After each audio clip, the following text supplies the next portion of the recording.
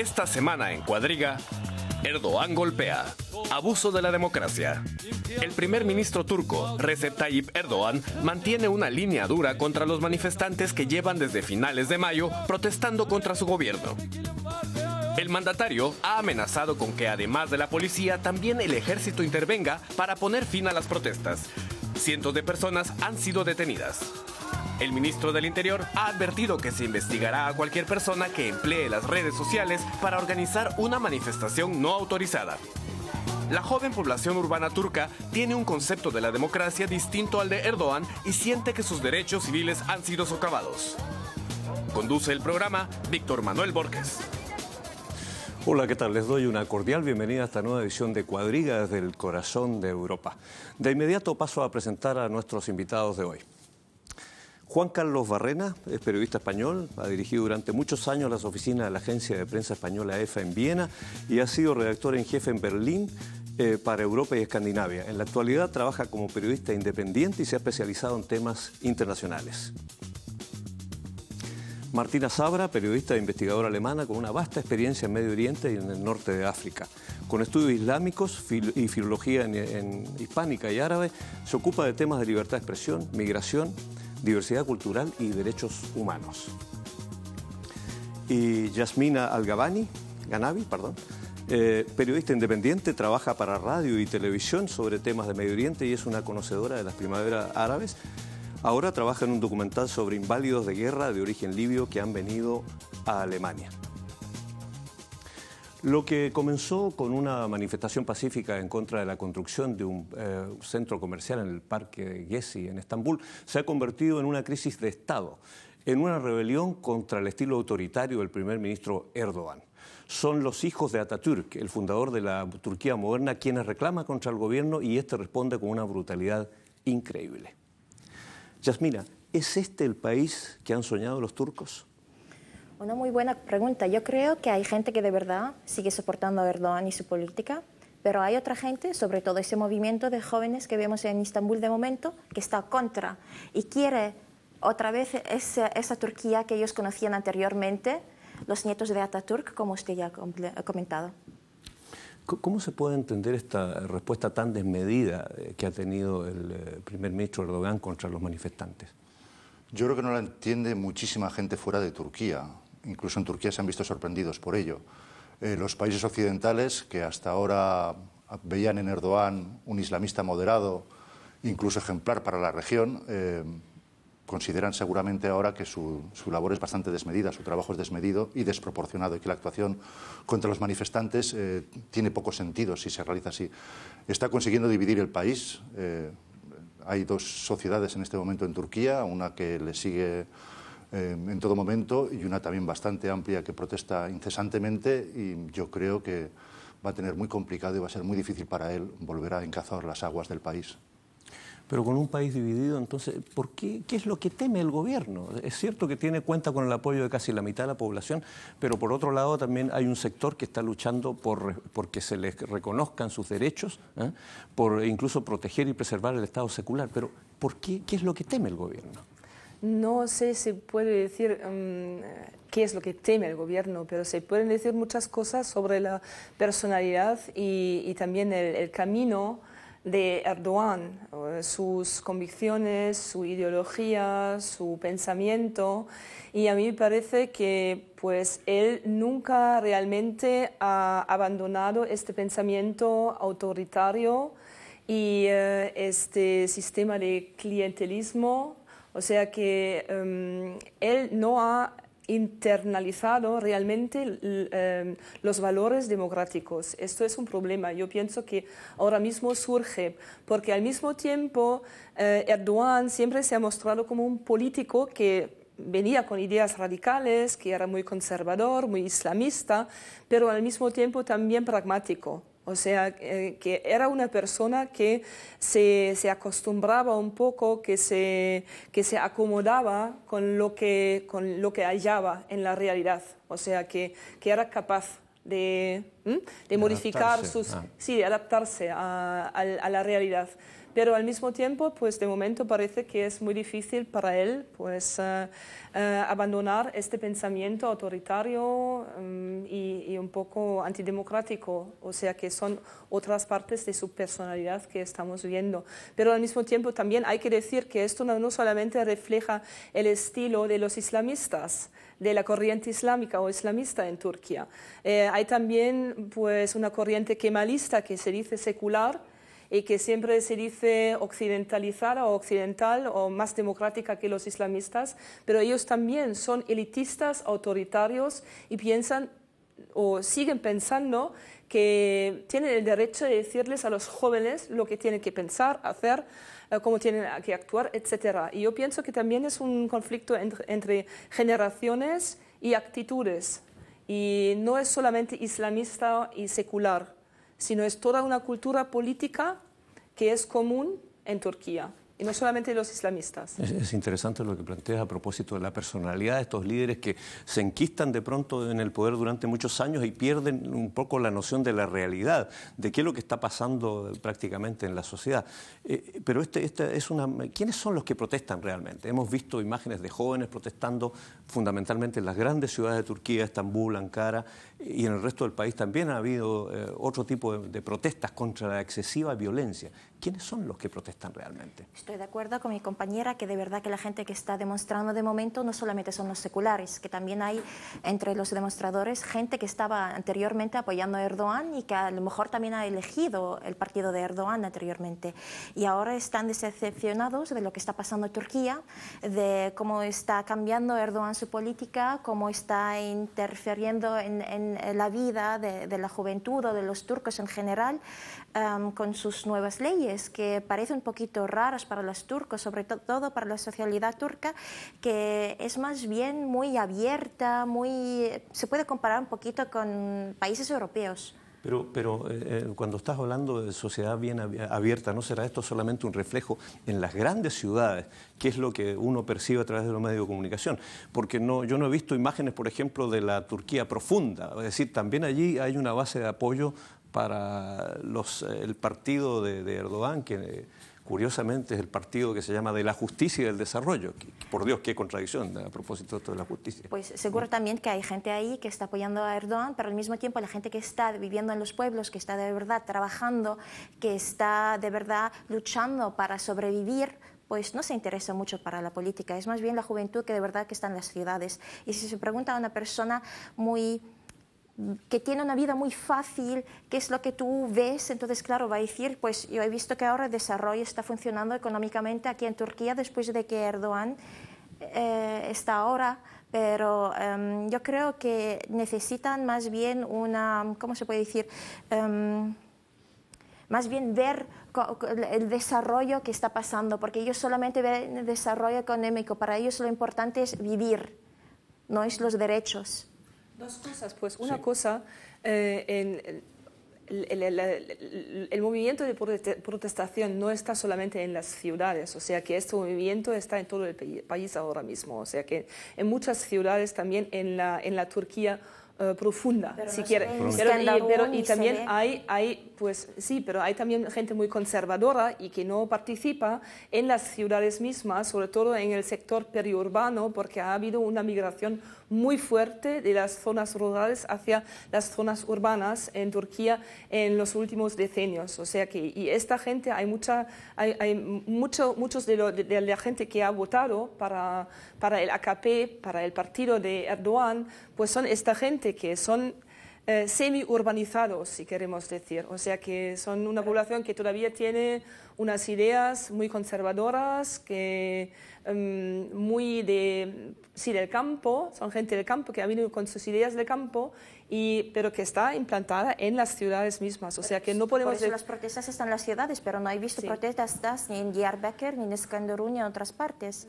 Sí. O sea, de verdad que están en las ciudades. Yo creo que hay un aspecto que se trata poco y que también debería ser tenido en cuenta, y es que Erdogan quizás se siente en este momento fuerte, porque, si no me equivoco, su tercera legislatura ha conseguido durante todo este tiempo controlar y dominar la policía y el aparato de justicia, que son los que en este momento más le respaldan, y desactivar el poder que siempre ejercían sobre los gobiernos turcos el ejército.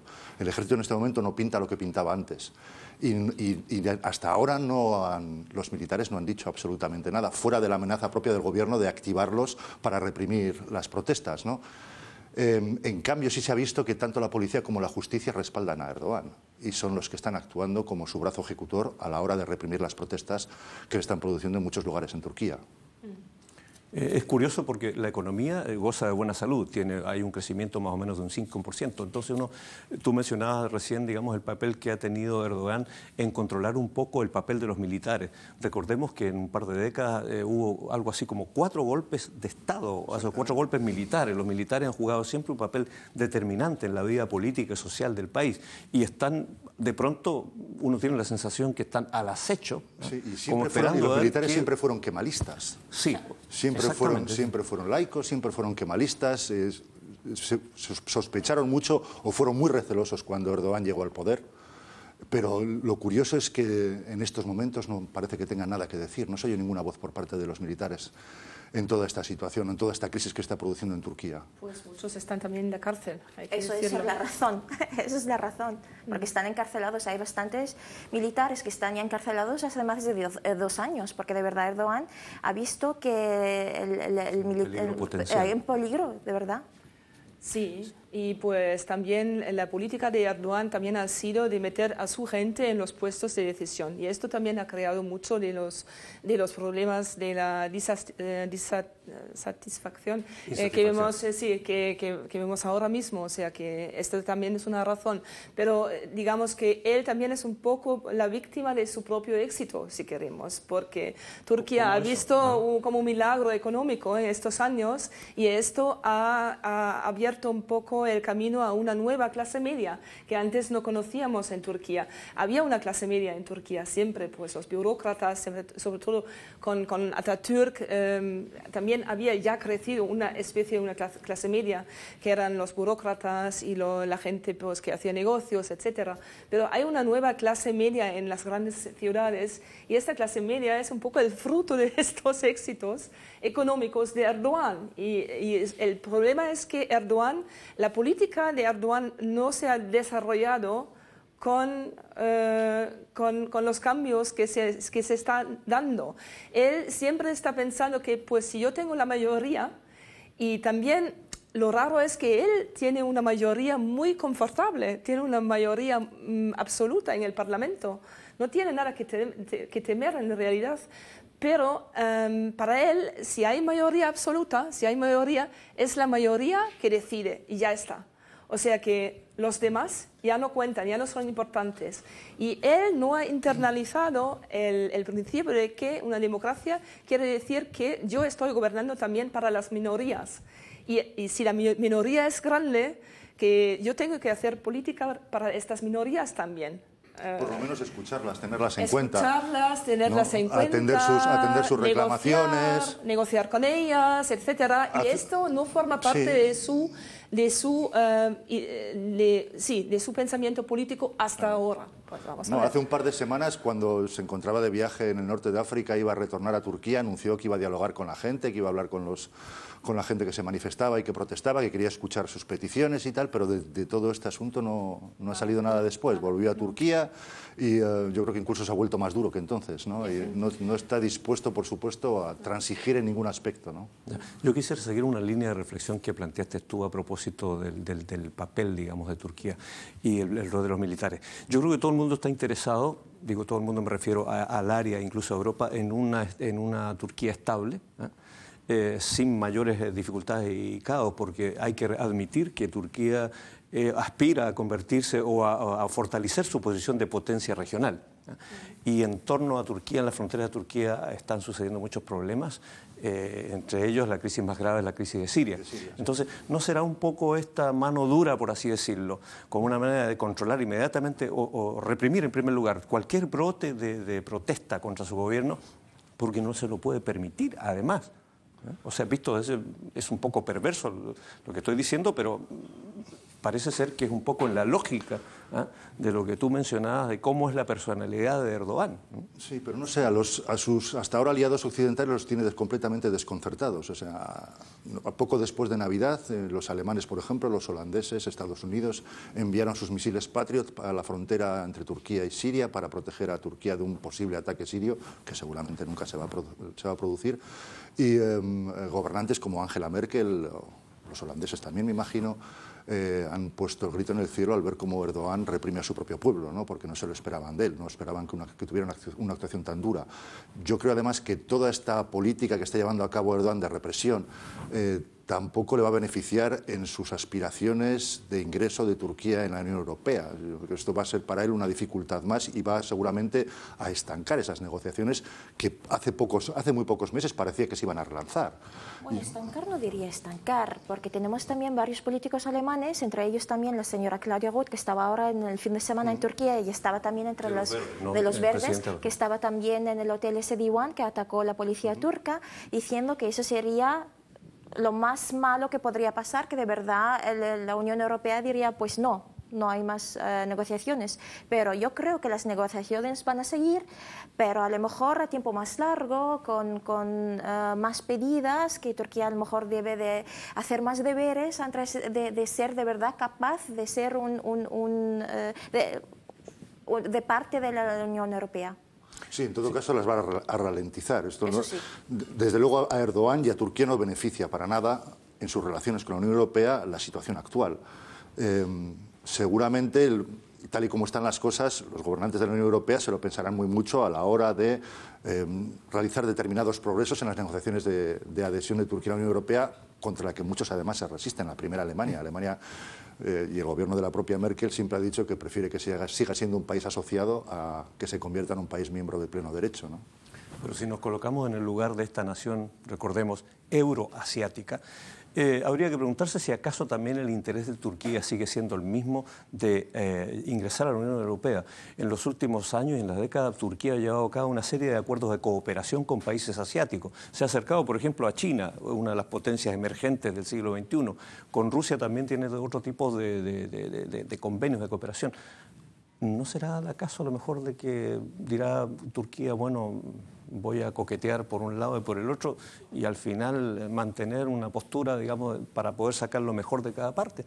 No sé, yo no veo tan claro que en estos momentos Turquía esté interesada realmente en ingresar Eso es lo que ha dicho Erdogan al principio cuando estaba elegido, que él no tiene interés en que Turquía fuera miembro de la Unión Europea. Ahora ha cambiado su política y dice, pues no, queremos ser miembro, pero en principio, pues no. Sí, pero ha cambiado otra vez, o sea que ha dado varias vueltas. Al principio, hace 20 años o hace 10 años, no, más, le decía que no nos interesa para nada. Entonces, luego sí cambió un poco de capa porque le servía su interés de marginalizar, por ejemplo, el ejército, ¿no? En nombre de pues, estar en conformidad con las leyes de la Unión Europea, tenemos que hacer tal. Estaba introduciendo reformas, por ejemplo, en el aparato del Estado institucional, que a él le servían, y todo lo que servía sí se aplicaba. Lo que no le servía no se aplicaba. Eso se ve muy bien, por ejemplo, en la aplicación de las reformas constitucionales. Y eso está muy claro. Entonces, él se sirve lo que le sirve, pero de momento a mí me parece que cuando se pronuncia en favor de la Unión Europea, es más bien retórico.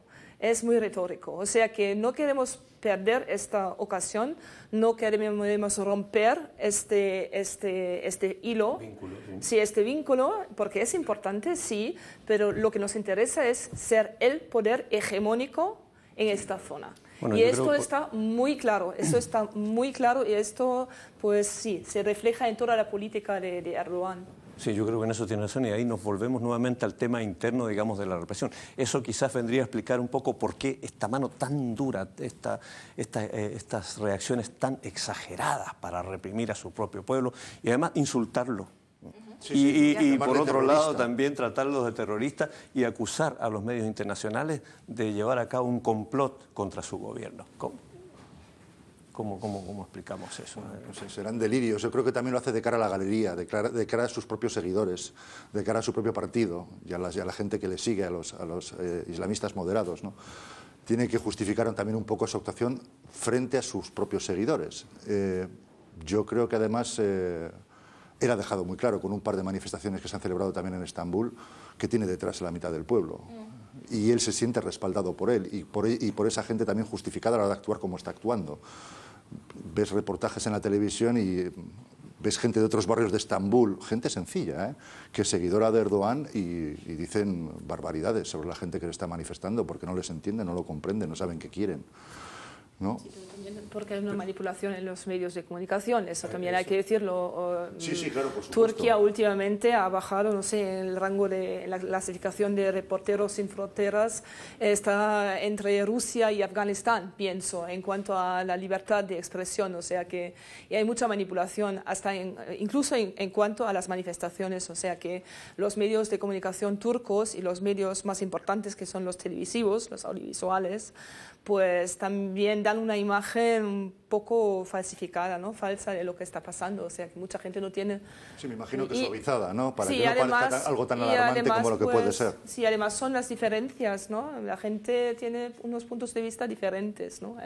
Eso también, eso es el pluralismo de opiniones también, pero...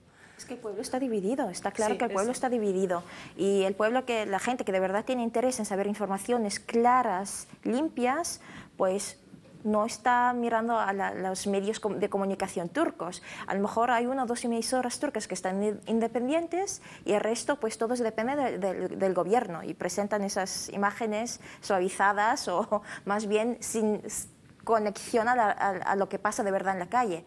Entonces, la gente joven que tiene acceso al internet o lo que sea, pues de verdad está presentando las imágenes reales que lo que está pasando en Estambul o en Ankara o en Adana o cualquier otro lugar de Turquía. Sí.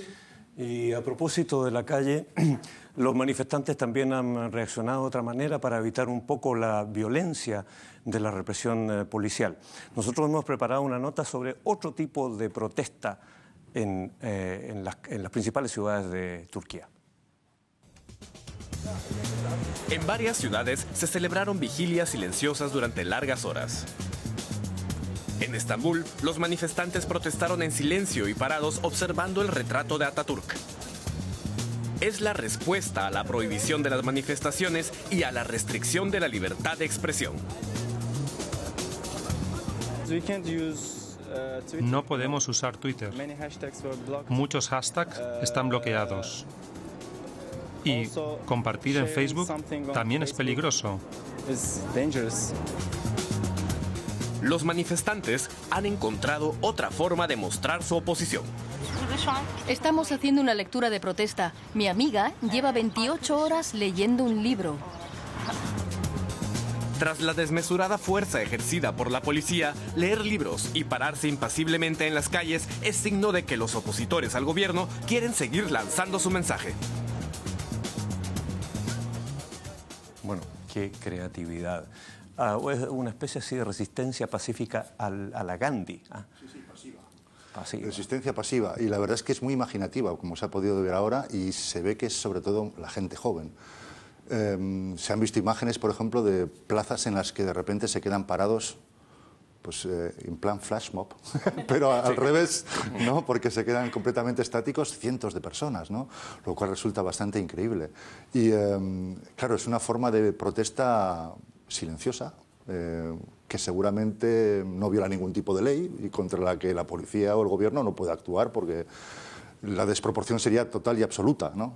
De hecho, la policía reaccionó desconcertada y no intervino hasta que se empezó a juntar un grupo de gente mucho mayor detrás de un coreógrafo, que creo que fue un coreógrafo turco, que inició este tipo de protestas silenciosas. Eso me recuerda de alguna manera a las protestas que hubo en América Latina en la época de las dictaduras militares, donde se hicieron cacerolazos también y la gente golpeaba en las calles o habían apagones también. Y creo que eso también ha pasado aquí en Turquía.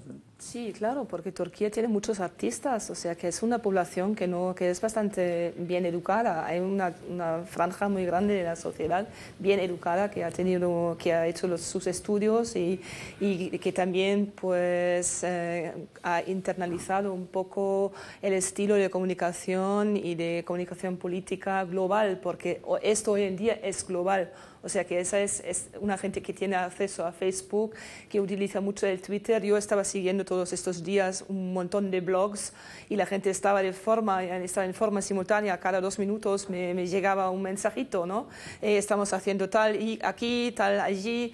O sea que esta gente está muy bien conectada, comunica pues como todo el mundo. Este es un movimiento que sí, se inscribe un poco en el estilo global de protestación y de...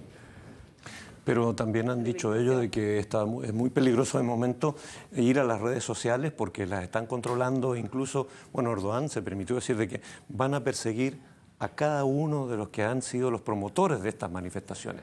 Sí, claro, están amenazando, pero esto también es un discurso. Yo pienso que toda la reacción es exagerada, los discursos son exagerados, pero quizás esto también tiene algo que ver con el momento, ¿no? Porque es un momento en el cual pues Erdogan siempre por su personalidad es un hacedor, un maker, un hombre de acción, es alguien quien hace. Y toda su historia es también una historia de cómo se rebelaba ya contra Erbakan en el principio. O sea, y siempre ha funcionado. O sea, siempre está convencido. Sí, está convencido, pues, y hace. Entonces, es también un poco su tipo, yo pienso, pero también es una cierta cultura política.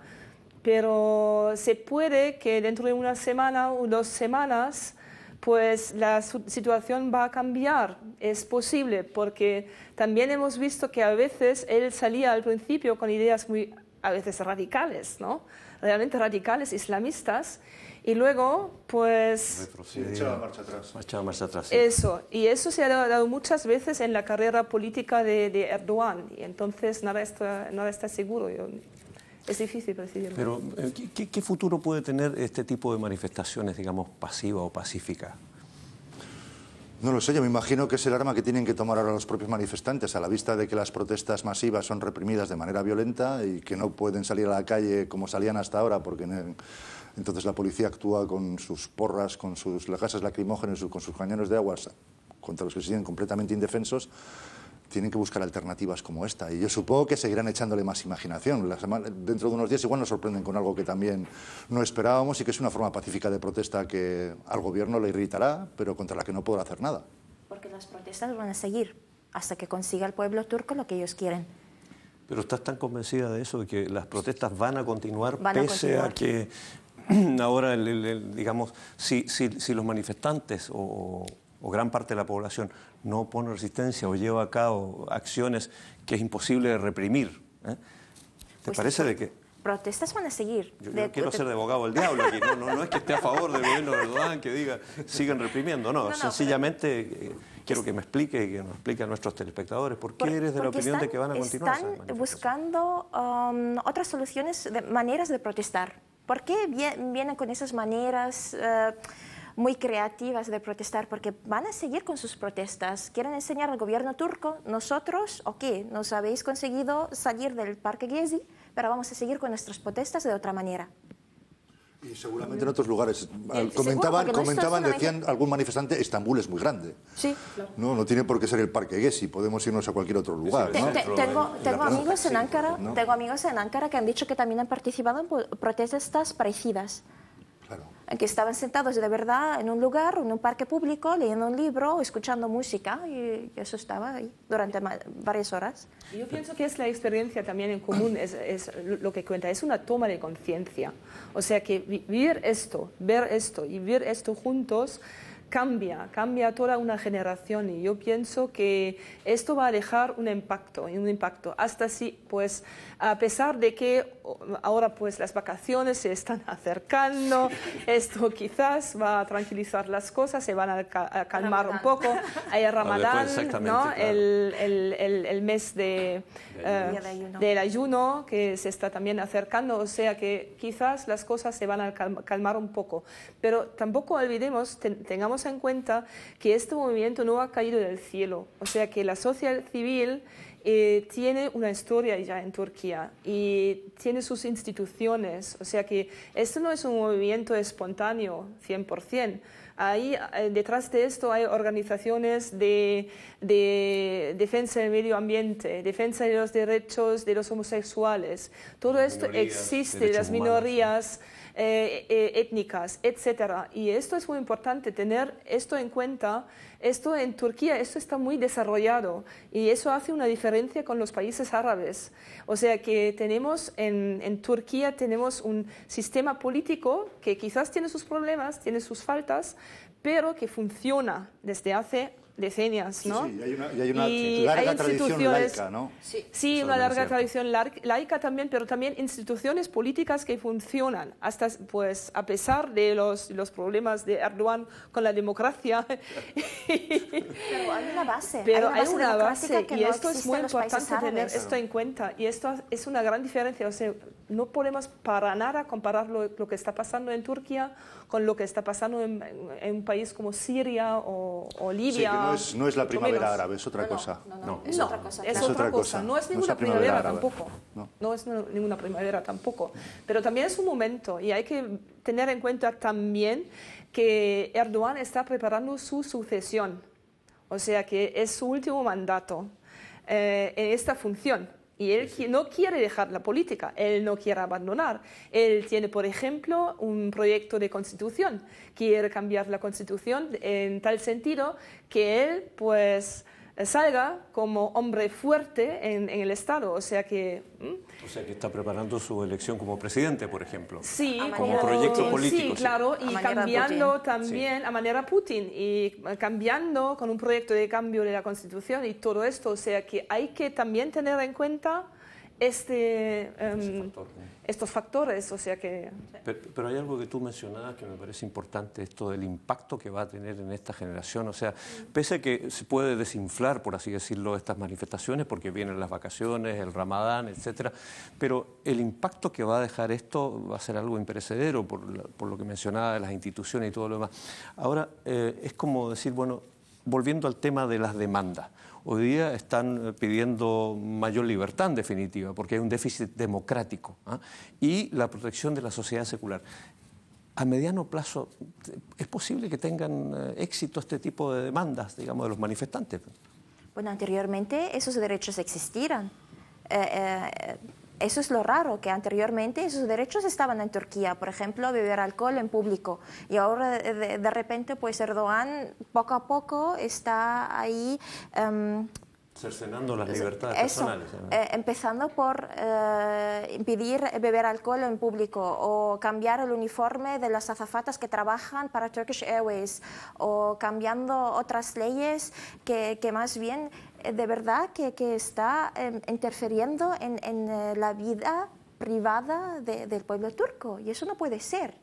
Pero no es lo único, yo pienso, son pero cosas es más... parte, Sí, es una parte, pero también hay cosas muy fundamentales, como el derecho de expresión, por ejemplo, porque no olvidemos que este gobierno, cuando vino Erdogan al poder, cuando este partido vino al poder, había mucho miedo, ¿no?, de los islamistas, pero al mismo tiempo también había mucha esperanza porque ellos iban a decapitar más o menos el antiguo sistema kemalista, etcétera, los militares, etcétera, o sea, democratizar el país. Y había también esta esperanza, la gente creía en esto y ahora mismo hay una decepción, o sea que la gente ahora está reclamando lo que les prometieron hace 10 años, o sea, y lo están reclamando de forma fuerte.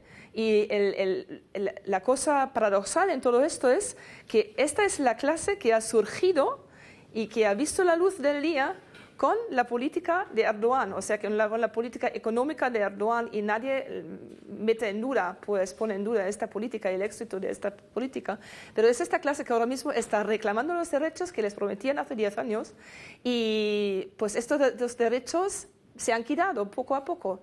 El derecho a la expresión, el acceso, por ejemplo, a los puestos de funcionarios, a los puestos importantes. Sí, todo esto está, pues lo están dando al AKP, al partido, o sea que... Sí, es una especie de nepotismo de partido que es... etcétera. Y todas estas cosas están en cuestión ahora mismo. Todas estas cosas son reivindicaciones de este movimiento también. No es solamente alcohol. Tenemos esa inclinación de reducir las cosas un poco a los símbolos, ¿no? Pero es más bien que empieza con cosas pequeñas y sube a cosas más grandes. Claro. Y lo que pasó con el Parque Gezi, que de verdad que ha llegado un momento que ya está, que la gente ya... Sí, ha sido la gota que ha colmado el vaso. Eso. ¿no? Sí. En ese momento han dicho hasta aquí y no lo permitimos más. Sí, y aprovechan ya para reivindicar todo lo que habían prometido hace 10 años, pero también todo lo que han perdido en esos 10 años. Sí. ¿No? Porque son las dos cosas, no son solo promesas incumplidas, sino son derechos que han ido perdiendo en todo este tiempo y que tienen y el temor a seguir perdiendo más. Entonces, por eso me pregunto cuál es el futuro de este tipo de manifestaciones. O sea, ¿cómo puede seguir esto hacia adelante? Es decir, hablabas tú de las reivindicaciones, de las promesas no incumplidas, de los derechos perdidos, ¿no? ¿Qué posibilidades hay de que esto se pueda recuperar? Porque, en el fondo, la pregunta también pasa, ¿tiene la democracia, por así decirlo, hay en Turquía, existen los mecanismos democráticos como para poder reglamentar esto? ¿O es que sencillamente volvemos al punto de que como Erdogan tiene un apoyo bastante grande, se siente con el derecho a imponer? Pues esto va por etapas. Estamos ahora mismo en una etapa de transición en Turquía. O sea que es un país que se está democratizando. Y lo que estamos viendo es una parte del proceso de democratización de una sociedad. Y es fascinante. O sea que ver esto duele mucho, ver los muertos, los policías y los manifestantes y toda esta gente que está sufriendo y los heridos. Pero eso... Esto es un proceso de democratización lo que estamos viendo y es muy importante tener esto en cuenta. Democratización es que la base democrática ya existe en Turquía. Sí. Ya hay una base democrática que no se puede comparar con, como hemos dicho anteriormente, con los países árabes donde no existe una base en absoluto. Eso. O sea, lo que está pasando es, bueno, se puede comparar como un niño pequeño que está ahora creciendo. Pues la democracia está... Por ejemplo, hay nuevos partidos que están surgiendo, por ejemplo, porque muchos jóvenes ya no se encuentran en los antiguos partidos, ni en los islamistas ni en los kemalistas. O sea, que todos están percibidos como autoritarios, elitistas, lo que sea. Y están reclamando nuevos estilos de comunicación. Y hay pequeños partidos, por ejemplo, que están surgiendo, unos que son demasiado kurdos quizás para ser mayoritarios a largo plazo, pero otros que no son étnicos.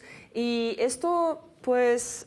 Pero esto son desarrollos a largo plazo, a medio y a largo plazo, y no se puede juzgar de hoy a mañana, no es posible. Bueno, lo que también yo creo que esperan, sobre todo aquí en Europa Occidental, es que Erdogan entre en razón y el hombre se dé cuenta de que lo que está haciendo es una barbaridad, que en algún momento tiene que escuchar las reclamaciones de su pueblo y tiene que dialogar con ellos y tiene que superar la división actual, porque el país no puede seguir así, y más si como él pretende o como él desea pasar a la historia como uno de los grandes presidentes de Turquía, que supongo que será una de sus grandes aspiraciones, o gobernantes de Turquía más que presidentes estadistas, ¿no?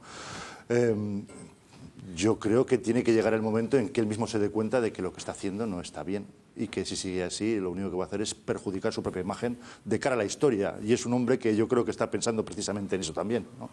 En cómo quedará su imagen en el futuro. Pero también es muy importante que la Unión Europea tome una posición también. O sea, que la Unión Europea no se retire ahora mismo, sino que siga reclamando intervención y presionando al gobierno turco. Todos estos, no sé, lo que se decía en los últimos días, que si vamos a cancelar negociaciones o si hay que cancelar las negociaciones de entrada en la Unión Europea. Yo pienso que esto no es el momento para hacer presión, pero dar Sí, Pero bueno, sidos aquí muy también lo están claros a este haciendo, movimiento de democratización, estamos a vuestro lado, y también dar pues señales hasta también al gobierno turco que tenemos confianza que seáis capaces de cambiar. Sí. ¿No? Yo creo que eso es muy importante, ¿no? Porque al fin y al cabo todavía sigue teniendo la legitimidad. Sí, pero bueno, eso es algo que ha dicho la señora Merkel esta misma semana. O sea, ella misma se ha dirigido al gobierno turco y le ha dicho que está preocupada y escandalizada de lo que está sucediendo en Turquía con los manifestantes, que las cosas no se hacen así. Y yo creo que no ha sido la única gobernante europea que se lo ha dicho al señor Erdogan. Han sido otros y yo supongo y estoy convencido de que seguirán insistiendo en ello si las cosas no cambian. Sí. Me imagino que sí. Hubo una última mención a propósito de los kurdos. Los kurdos son la minoría étnica más importante y se ha llevado a cabo un proceso de paz. Y eso también está en peligro en estas condiciones, ¿no? Sí, sí. Han retirado sus tropas fuera del territorio turco, supongo que al norte de Siria o de Irak o incluso de Irán. Y en estos momentos había un cierto rayo de esperanza de que ese conflicto se acabara, ¿no? Además es un conflicto que dura décadas en el sureste de Turquía. Me imagino yo que los propios turcos tienen ganas de resolverlo de una vez. Pero esto también es un punto que explica un poco la postura dura de Erdogan en estos momentos, porque no todo el partido ni todos los militares están de acuerdo con esto, ¿no? O sea que este también es un punto un poco débil, ¿no? Ahora mismo. Y que ahora con todo lo que está sucediendo ha pasado a un segundo plano completamente, ¿no? Me imagino que sí, o sea, esperemos, digamos, de que realmente todos estos llamados a la mesura, a la cordura, encuentren eco, no solo en Erdogan, sino que también en la capa dirigente del partido de Erdogan, el famoso Partido por la Justicia y el Desarrollo, ¿no? Hombre, el presidente del país, el señor Gül, se ha mostrado bastante más moderado que Erdogan y bastante más conciliador, por lo menos hasta ahora, aunque últimamente no ha vuelto a decir gran cosa, ¿no? Pero si no me equivoco, hace una semana o 10 días tuvo palabras conciliadoras y dijo que había que escuchar al pueblo y que había que evitar que la situación se empeorara o se agravara mucho más, ¿no? Que es lo que ha estado sucediendo últimamente, porque hasta que los manifestantes han tomado una postura nueva y han dejado de protestar, no digamos de manera violenta, sino de una manera han empezado a protestar de una manera diferente, la represión ha ido increciendo, ha sido cada vez más fuerte y más dura, ¿no? Y los métodos utilizados demasiado fuertes, demasiado graves, ¿no? Bueno, estamos llegando al final del programa ya y yo les agradezco la presencia, sus aportes y todo lo demás y esperemos de que realmente se imponga la cordura, la mesura. Con esto quiero despedirnos de nuestro programa, agradecer la presencia de ustedes en América Latina y decirles de que pueden seguirnos en las redes sociales. Si tienen interés pueden incluso escribirnos sus comentarios y sugerencias a nuestra página web www.de. Hasta pronto, pásenlo bien.